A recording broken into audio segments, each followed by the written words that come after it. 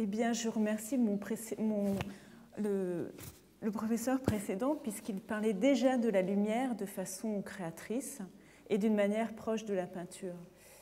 Quant à moi, je n'ai pas de définition ni de théorie sur la lumière. J'expérimente la matière sans éprouver le besoin de formuler ce que je fais.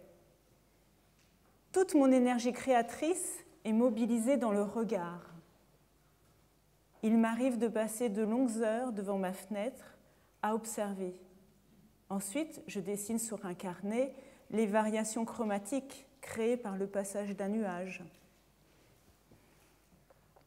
Les couleurs disent parfois plus que les mots. Elles s'adressent directement à nos sens et provoquent en nous de fortes émotions.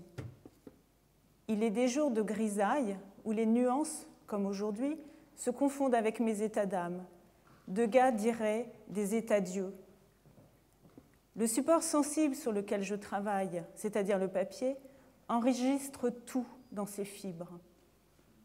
Mes dessins et mes gravures transfigurent ce que je vois. Je me sens comme un acrobate sur un fil entre le réel et l'imaginaire. À l'image d'une ville, à l'image d'une ville, la création artistique est un chantier perpétuel. Elle se renouvelle, se défait, se recompose, selon un lent travail d'assemblage et de couture. La ville provoque en moi une véritable excitation. C'est au cours de mes voyages à Londres, New York, Udaipur, Paris, que s'est élaborée ma propre manière de créer.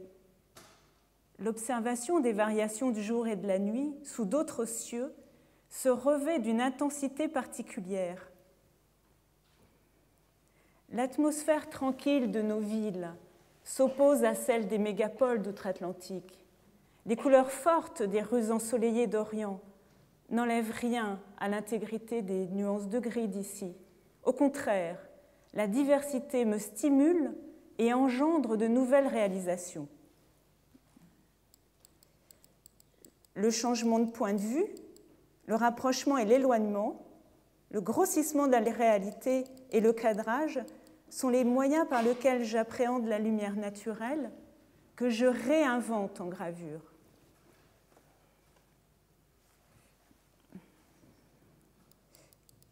Londres.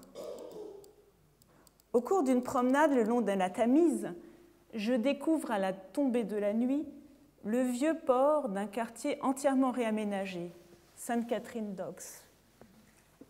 Non loin de la City, dans un petit bassin en retrait de la Tamise, une flottille d'anciens bateaux à voile se projette sur les façades d'immeubles contemporains. Les silhouettes fantomatiques de ces vieux gréements me sont apparues dans une étrange vision où le passé rencontre le présent. Le glissement entre le jour et la nuit est un moment propice à la métamorphose des choses. La nuit aiguise les sens, modifie la perception et trouble les identités. Les employés de bureau, à cette heure, entament une seconde vie, quittent leur travail, changent de costume et se retrouvent au pub autour d'un verre.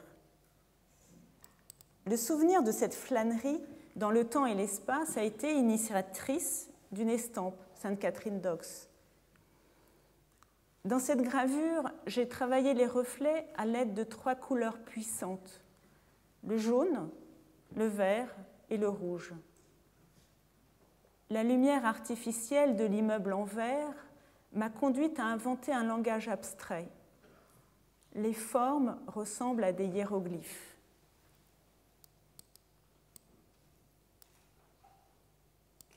Ce qui change dans une scène nocturne, c'est que l'espace perd sa profondeur. Les objets ne sont plus en volume. Tout n'est que reflet ou halo sous l'ampoule d'un réverbère. Les distances ne sont plus les mêmes. Le port de St. Catherine Docks, bel exemple d'urbanisme postmoderne, agite doucement ses flots dont les clapotis bercent l'âme profondément marine du cœur des Anglais. les bateaux de Sainte-Catherine Docks, témoins d'un monde ancien, se confrontent à la modernité des immeubles de la City. L'eau est un miroir qui, au temps du peintre Whistler, a reflété des entrepôts. Elle reflètera d'autres formes que prendra la Londres future. Les silhouettes des bateaux qui se découpent sur la façade lumineuse interrogent nos cités contemporaines. Les tours de verre ne ressemblent-elles pas à des décors de cinéma? Cette volonté de transparence n'est-elle pas une illusion de puissance, semblable à celle des tigres de papier et grands cerfs-volants bariolés que les armées chinoises anciennes déployaient pour impressionner l'ennemi. Udaipur. Puisque nous étions en Chine, faisons un pas de côté en Inde. Toujours plus de lumière. Vraiment, les yeux se dilatent et se mettent au point pour percevoir plus de rayons, plus de couleurs. Alors, avant cela, on n'y voyait donc pas bien? Écrit Pierre Loti alors qu'il est en route pour l'Inde. Sans doute, il faut changer de regard, sinon Dieu, pour découvrir l'Inde. Ce continent au visage multiple me fait remonter dans le temps. Dans le petit port de Diu, un ancien comptoir portugais, je découvre un chantier naval qui a l'air de dater de l'époque des grandes découvertes. Des charpentiers, sur un bateau tout en bois, réplique fidèle des caravelles du XVIe siècle, accroupis sur des cordages, discutent devant une tasse de thé. Tout autour d'eux, les rougets, enfilés en de longs colliers, sèchent sur des cannes suspendues. Les quelques paniers de poissons jetés à même le sol improvisent un marché. Plus loin dans la ville, la rue est envahie par les bazars, où des tailleurs, des teinturiers, des récupérateurs de cuivre, des carcasses de poulet, des téléphones portables, des rickshaws s'accumulent comme dans une fresque simultanéiste. Ici, l'ancien monde et le contemporain se télescopent, mais selon une autre combinaison aléatoire. D'aspect extérieur, la ville se montre peu attrayante. Les quartiers sont étouffants de bruit, d'odeurs et de poussière. Il faut grimper de terrasse en terrasse pour découvrir un tout autre visage. Vue de celle-ci, la cité s'enroule autour d'un palace où les maisons, pareilles à de petites cellules, s'imbriquent comme dans les mailles d'un tissu. Chaque jour, une pièce s'ajoute au vaste ensemble chromatique. Les villes sont des couleurs. Udaipur est bleu, Jaipur rose.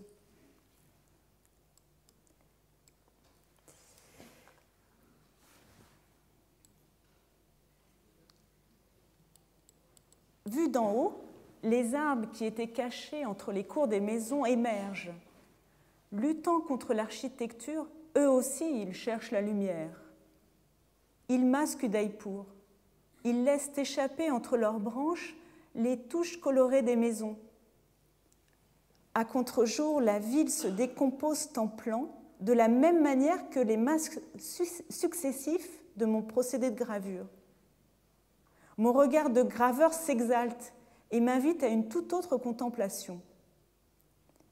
Le ciel passe du bleu au rose puis au blanc. Il décide non seulement du temps, mais aussi de la beauté de la ville. Son complice, le soleil, s'amuse à projeter en bleu les ombres des petits métiers sur les faces des murs peints à la chaux. Cela me renvoie aux origines du dessin. Le temps est suspendu. Tandis qu'en bas, la rue grouille de monde. Le mouvement de la foule se propage tel une onde. Les femmes en sari, les avatars des dieux, les cyclomoteurs, les vaches sacrées se côtoient et se frôlent sans se toucher, guidés par le rythme nonchalant d'une musique sans commencement ni fin, à laquelle il est impossible de rester indifférent.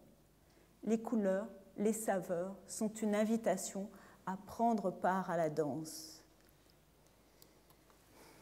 L'architecture rudimentaire des maisons d'Udaipur, 4 murs et une terrasse, s'oppose à la transparence du verre et du métal des villes verticalement modernes. Ici, la ville s'étend. Les mêmes baraques se répétant à l'infini donnent l'illusion d'un tissu imprimé. À l'atelier, mes croquis sont coupés, collés, puis scannés et recomposés sous le filtre de Photoshop. La magie du numérique décuple les possibilités créatrices. Les morceaux d'Udaipur réapparaissent assemblés en un motif abstrait où les aplats de couleurs, jaune de Naples, ocre, terre verte, terre d'ombre brûlée, recomposent le plan de la ville.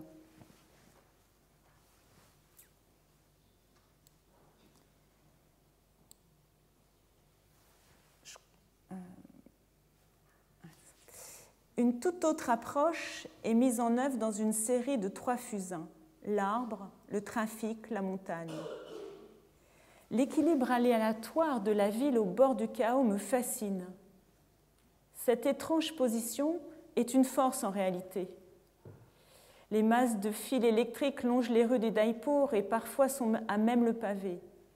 La circulation s'improvise à tout moment. L'absence de plan d'urbanisme suscite en moi un mouvement de liberté. Et ma curiosité s'éveille au moindre détail. La beauté désordonnée étonne et bouleverse à la fois. On se demande comment tout cela peut fonctionner, et malgré ces conditions précaires, le peuple indien se montre souriant, bouillonnant et confiant en l'avenir. Ici, je saisis la ville telle que je la voudrais, c'est-à-dire où tout est lié. Je travaille au fusain, intuitivement. À l'opposé de la gravure sur bois, le charbon effleure le papier sans peine. Le noir se monte progressivement par effacement et reprise, s'ajoute aux hésitations et repentirs afin de fabriquer une matière proche de celle des rêves. À mi-chemin entre le dessin et la peinture, les masses laissent le trait s'exprimer. On est dans la suggestion, dans l'écriture. Le fusain, le trafic, qui est une vue en surplomb d'une terrasse, dans ce fusain, les câbles électriques s'associent aux ombres portées afin de relier les différents espaces, la maison, la rue, le temple. Ce même réseau, dans le second fusain, l'arbre, réunit la ville d'en haut à celle du bas. À mi-hauteur s'interposent un arbre et un temple. Ces objets symbolisent les liens que la ville indienne entretient avec la nature et le sacré. Dans le troisième fusain, la montagne est plus forte que les hommes. La montagne remet la ville à sa place.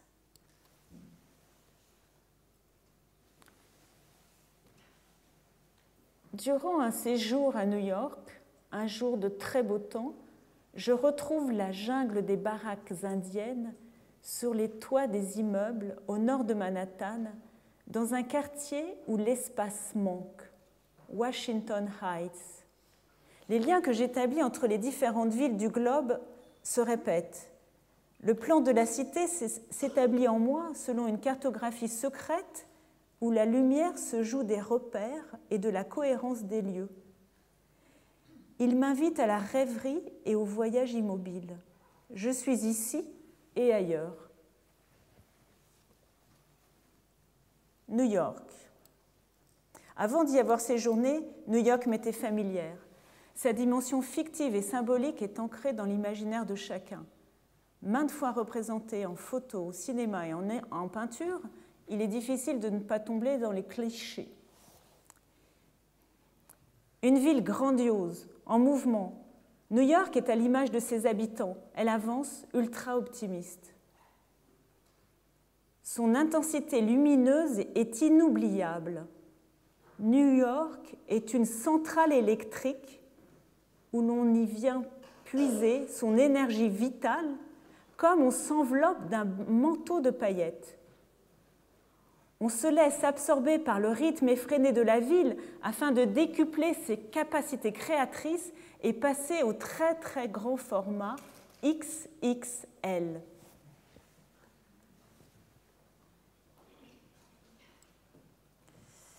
Vue d'avion, la ville réduite à une miniature ressemble à une puriture plastique de cubes empilés à l'infini.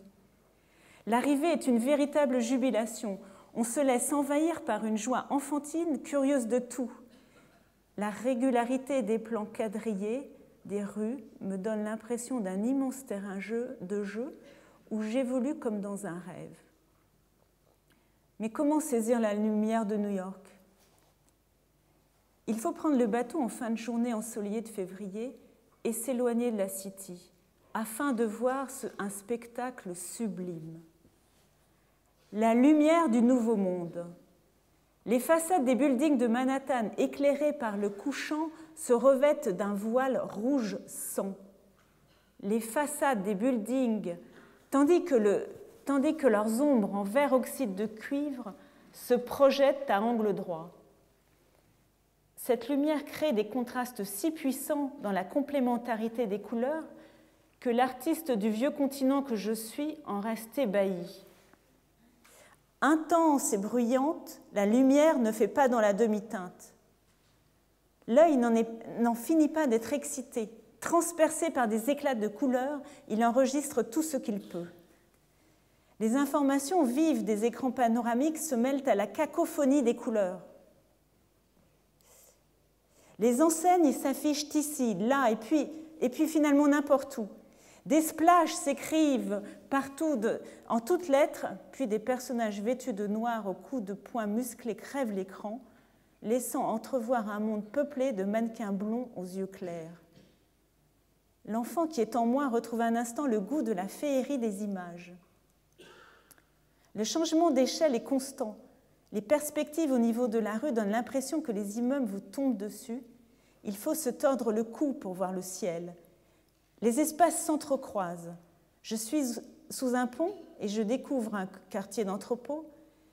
Une rue de maisons basses conduit à la mer, tandis que les mailles du pont de Brooklyn se jettent au-dessus de l'Ice River.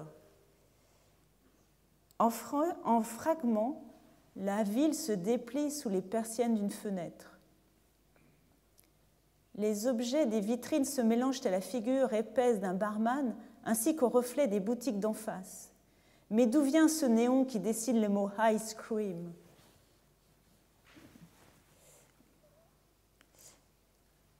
J'avance aveuglément avec la foule qui descend dans le souterrain du métro. Un train débouche, s'arrête, les gens montent. Le train fonce dans l'obscurité du tunnel, puis il ressort tel un train fantôme sur les rails d'un pont suspendu. Les immeubles qu'il frôle deviennent un joli décor derrière nos banquettes d'où des brimes de vie se figent. Au prochain arrêt, le train recrache une masse de gens comme le ferait le lamite noir d'un métal en fusion. Subjugué par cette transmutation de l'énergie humaine, digne d'un haut fourneau, je ne retiens que le pas d'un usager, comme dans une chronophotographie de Mudbridge, décomposant le mouvement. En haut du Flatiron Building, au 50e étage, le vertige me saisit. Je pense à l'ambition démesurée de l'homme à vouloir surpasser la nature. La ville a subi un mouvement tectonique. Sa base s'est surélevée en un canyon urbain. Au fond de la vallée, les voitures scintillent par petites touches comparables à celles des flots d'une rivière. La lumière s'engouffre entre deux blocs, découpe violemment un faisceau lumineux vertical qui remonte sur une terrasse et zigzague sur sa bordure. Dans l'ombre, on devine le relief en ronde bosse des façades. Les gratte-ciels se prennent pour des cathédrales géantes. Puis, le vert de gris des toits et l'or des fenêtres miroitent par endroits. Au sommet, le soleil décharge son énergie inépuisable. Le ciel en est blanc. De ma fenêtre, le bruit de la ville s'atténue. Seules quelques sirènes remontent par intermittence. Je suis au cinéma, un film expérimental au ralenti m'invite à admirer cet extraordinaire phénomène de géologie urbaine. Je me demande si les New-Yorkais peuvent s'arrêter un instant et contempler leur ville. Que faire? Dessiner, peindre, graver ou faire du cinéma? Tout est possible à présent. Je trouve une étonnante facilité à concevoir. Les plusieurs peintures sont menées de front. Des liens s'établissent. Certains essais fonctionnent immédiatement, tandis que d'autres attendent. La ville s'ébauche sur les murs de mon atelier. Je laisse agir ma mémoire. Je retrouve l'atmosphère de la ville sur ma palette. Surtout pas trop de couleurs, mais plutôt un rythme, des contrastes puissants. Tenir la verticalité. Seulement juxtaposer les couleurs. Stop, je m'arrête. Je laisse mon travail en suspens de manière à ne pas l'épuiser. Mais toujours plus haut, toujours plus grand, toujours en plus grand format. Ainsi, l'espace se saisit par la couleur selon un angle de vue proche du cinémascope ascensionnel. Je découvre un film de 1921 du photographe Paul Strand et du peintre Charles Schiller, Manhattan. Les deux artistes s'associent pour révéler la beauté d'un gratte-ciel en rapprochant de très près la caméra, le long du Woolworth Building, dans un lent mouvement de bas en haut. Par ailleurs, j'expérimente un procédé de gravure ancien appelé chiaroscuro, le clair-obscur. Pour réaliser la vue du Flatiron, une estampe de format 120 par 80 en 4 couleurs. Le principe consiste à imprimer sur une même feuille plusieurs couleurs à partir d'une seule matrice de bois.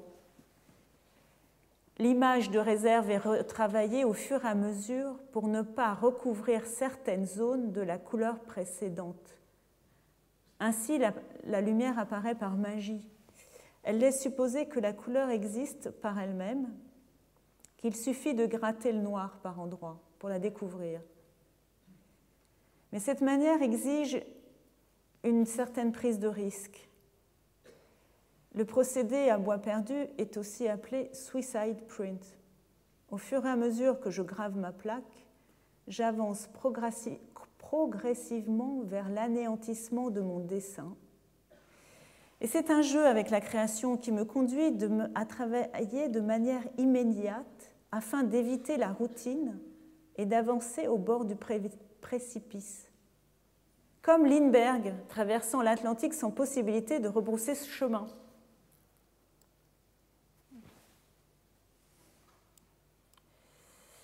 Du Bourget à Paris, il n'y a qu'un pas. Nous retrouvons la grisaille de la bien nommée Ville-Lumière.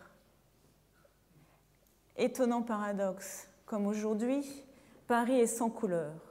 Le ciel est chargé d'une pluie fine.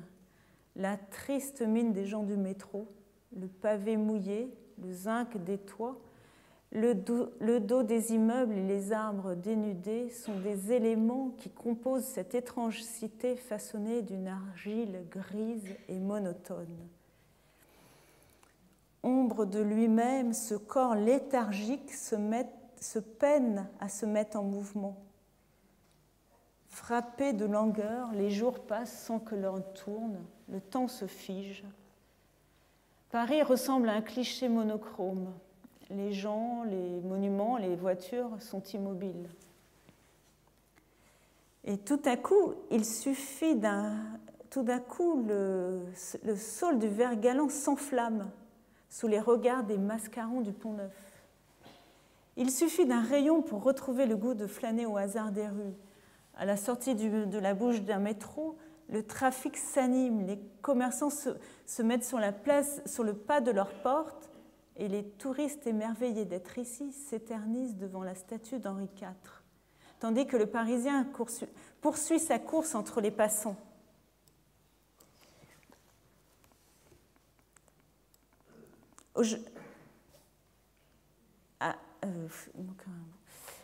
Alors vite, Paris se saisit dans l'urgence. Il faut que je rentre à l'atelier et je me saisis de mon fusain pour retracer toutes les ombres qui se passent sur les immeubles. Aujourd'hui, l'immeuble en face de chez moi s'est recouvert d'un échafaudage. Sa voile blanche s'agite et la lumière s'accroche dans ses plis. Mon regard est étonné de prendre le large. C'est à ce moment précis que je découvre la beauté du quotidien et que je vous invite à me poser des questions.